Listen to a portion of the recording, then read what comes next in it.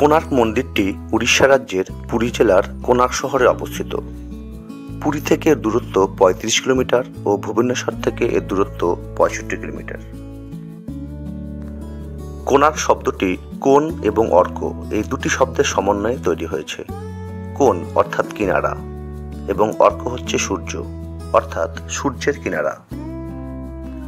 একে ১৯৮৪ সালে ইউনেস্কোর ওয়ার্ল্ড হেরিটেজ সাইটে স্থান দেওয়া হয়েছে।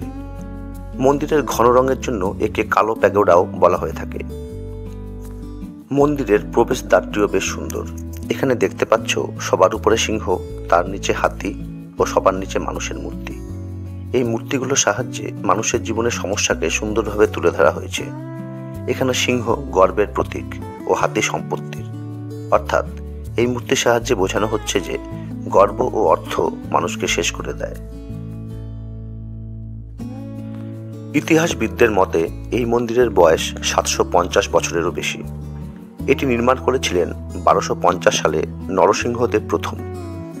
আবুল ফজলের আইনি আকবরী থেকে জানা যায়, রাজা নরসিংহদেব তার ১২ বছরের রাজস্বের পুরো টাকাই এই মন্দির নির্মাণে দিয়েছিলেন। মন্দিরটিকে পূর্ব দিকে মুখ করে এমনভাবে তৈরি করা হয়েছে যাতে সূর্যের প্রথম আলো এই মন্দিরে প্রবেশ করে। মন্দিরটি অনেকটা রথের আদলে তৈরি, যেখানে মোট ১২ জোড়া চাকা আছে।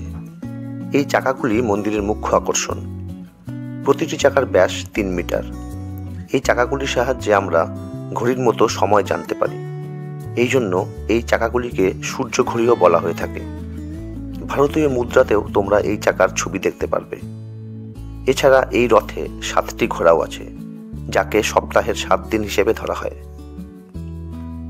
বলা হয়ে থাকে মন্দিরটিকে সমুদ্রের ঠিক পাড়ে নির্মাণ করা হয়েছিল, কিন্তু এই ৮০০ বছরে সমুদ্র থেকে এর দূরত্ব অনেকটাই বৃদ্ধি পেয়েছে। মন্দিরের ২ কিলোমিটার উত্তরে চন্দ্রভাগা নদী বয়ে যেত, বর্তমানে যা লুপ্ত হয়ে গেছে। এই মন্দির নিয়ে অনেক গল্পকথা শুনতে পাওয়া যায়। বলা হয়ে থাকে মন্দির নির্মাণে ১২০০ কুশলকর্মী ১২ বছর ধরে কাজ করেছিল, কিন্তু নির্মাণ কার্য শেষ করতে পারেনি।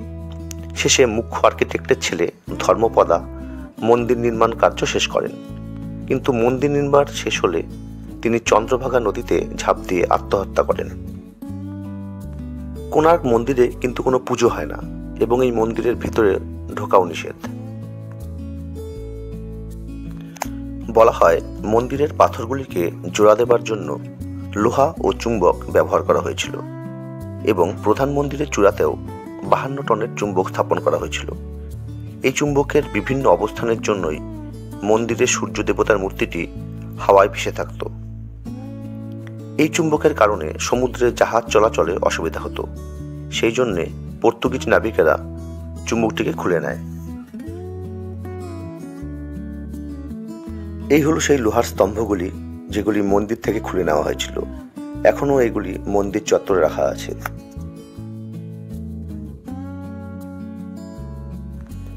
মন্দিরে পাথরের কারুকার্য মুগ্ধ করার মতো, যদিও এর অনেকটাই আজ ধ্বংসপ্রাপ্ত। এত বছর আগেও কতটা বৈজ্ঞানিকভাবে এটি তৈরি করা হয়েছিল ভাবতেও আজ অবাক লাগে।